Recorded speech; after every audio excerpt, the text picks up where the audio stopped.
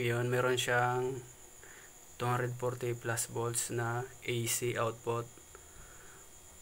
Okay lang yan kasi medyo bababa ngayon kasi yung battery ko ay below 12 volts kasi ilang araw na hindi ako naka-charge, halos isang linggo na. Kaya kapag naging naka-charge na naman ako, o kaya bukas, pag naka-full charge naman ako, makalagpas ng 12 volts ang battery ko, magiging siyang, dapat meron siyang 270 volts voltage peak. Yung voltage peak niya, yun sa standby, yung wala siyang load, kasi 270 volts mahigit kasi yun yung voltage peak niya. Kasi pag nagkaroon siya ng load, halimbawa binuksan ko ng TV, mag-voltage drop siya pababa. Ibig sabihin pag ilagyan siya ng load na 30 watts o kaya mahigit, mag-voltage drop siya pababa hanggang 220 volts. Kaya okay lang yan na 240 volts. Mas okay pa nga na 270 volts yan. Kaya ngayon, titest na natin lagyan ng yung buksan yung ilaw, yung mag-voltage drop siya ng konti. Okay lang yan. Ngayon hindi ko muna siya gamitan.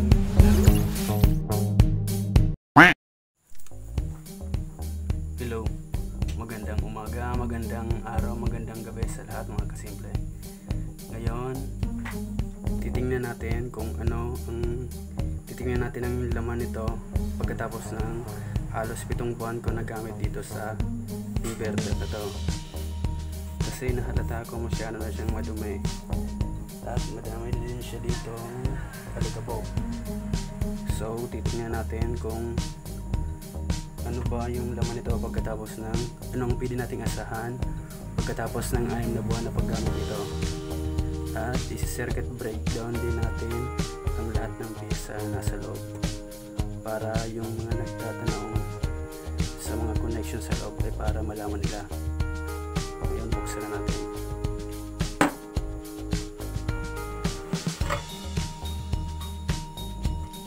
Ngayon makita natin na masyadong madami ng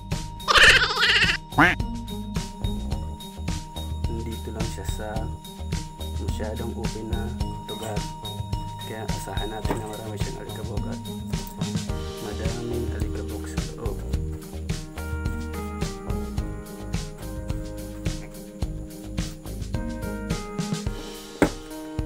Sa mga nagtatanong, ito yung mga connection niya, simple lang ito.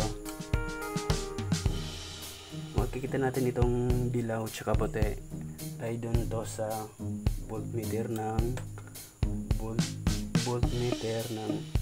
DC voltmeter. Connected siya doon sa circuit na to. So ibig sabihin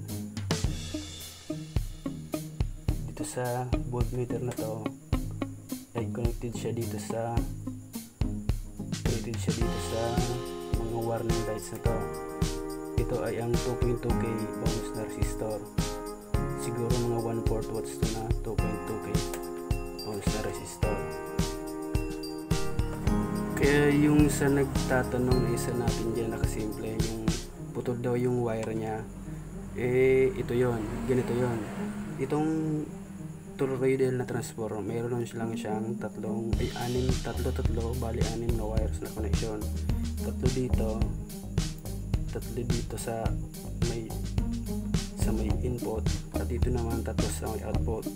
Sa output ay ang tatlo, dalawang itim din, dalawang itim at isang pula. Yung dalawang itim, ang connection niya isa dito sa taas, dito sa switch na to, itong switch itong may high and low, isa sa itaas at isa lang sa ibaba.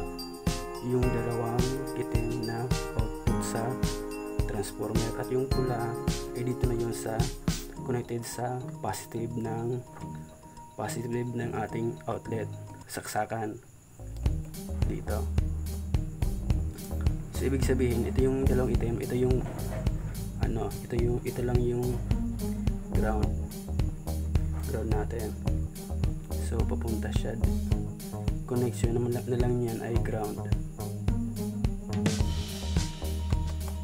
Siguro itong dalawa ay may switch siya, kaya may high and low. Ibig sabihin siguro ay meron siyang ibang output na voltage. Siguro yung isa, itong sa taas, itong high, mataas yung output. at yung daw mas mababa yung output. Or pwede din, ito din yung kung gusto natin ewan, so hindi ko na ito. Basta meron lang siyang tatlong wire connection sa output ng transformer at tatlo dito sa apat dito sa apat dito sa input ng transformer, kasi connected pala siya dito sa ground sa may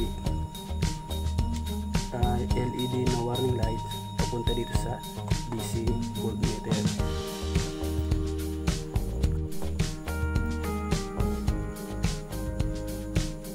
At dito naman sa may circuit na to, kung makikita natin yung fan natin, mayroon lang siyang dalawang wire, black and red. Tapos itong dilaw hindi na to kailangan, kasi ito lang yung parang sensor nya.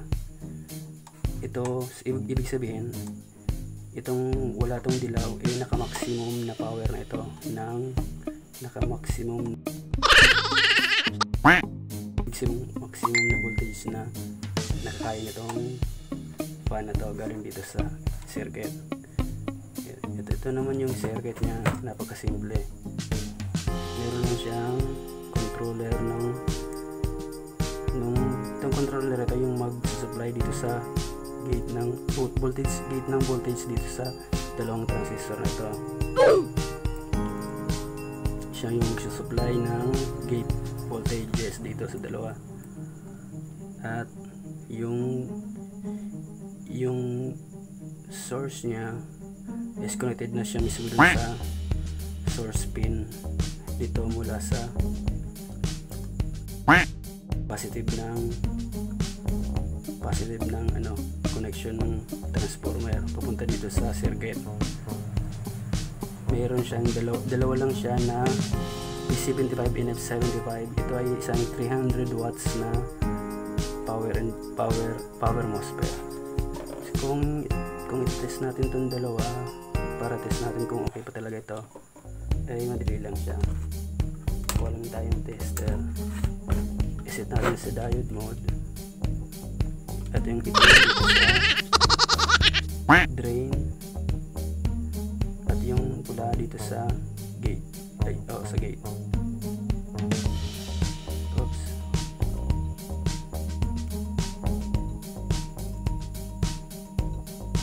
So meron siyang 93 volts.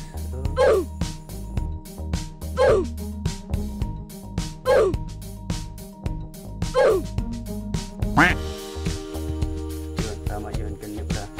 Yung sa gitna yung gate ay itong common, at itong positive dito naman sa drain pin. So meron siyang meron siyang 0.150 volts. So ibig sabihin good na good pa yung ating mga MOSFET, wala pa siyang problema. Ayan,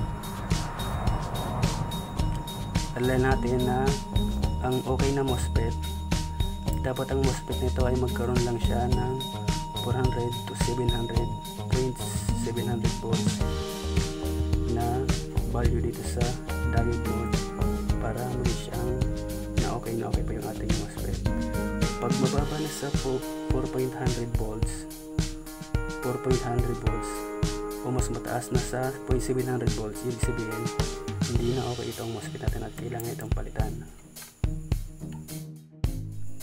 At ito naman yung controller circuit ng circuit nya.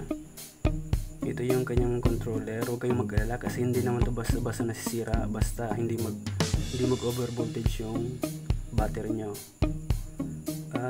Meron siyang mga SMD components, mga resistor. Ito ang tawag dito, SMD resistor. Ito yung Zener diode ito yung capacitor niya, SMD capacitor.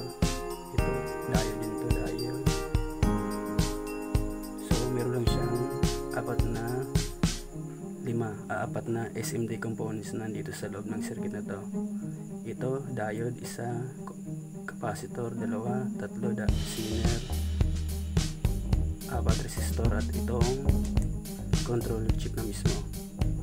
At kung babaliktad natin, meron lang siyang dalawang capacitor dito. Dito naman yung Ito yung nag-supply sa papunta ata to ng gate to drain. Yung ata yung sa gate to drain to. Nakakonect siya sa gate to drain.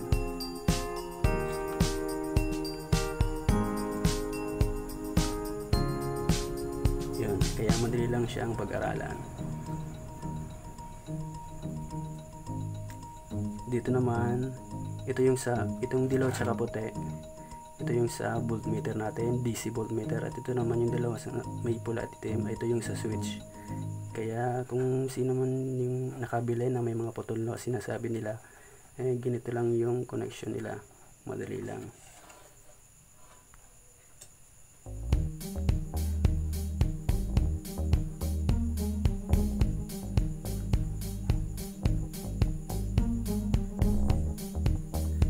At mga kasimple, no, isa pa pala, huwag nyong kakalimutan na huwag nyong tatanggalin itong insulator na to, kasi ito yung magpoprotekta na makadikit itong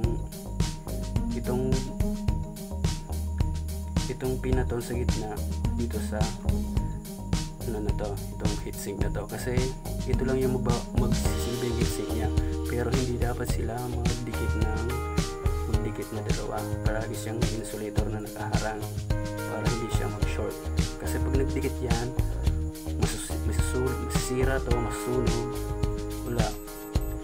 yan, hindi gagana yung inverter niya. Kaya huwag niyong kakalimutan na dapat palagi mayroon siyang insulator dyan. Huwag niyong tatanggalin, o kaya ibalik niyo lang pagkatapos niyong linisan o kaya ayusin. Ngayon, nalinis na natin lahat at na-check natin yung circuit niya na okay naman lahat. Pagkatapos natin linisin, huwag natin kakalimutan yung ilagay yung insulator na yun para hindi siya dumikit dito sa heatsink niya, para hindi short circuit. At yun, okay na naman siya nagamitin. After 6 months, saka na naman natin siya linisan, or 7 months. Salamat mga kasimple.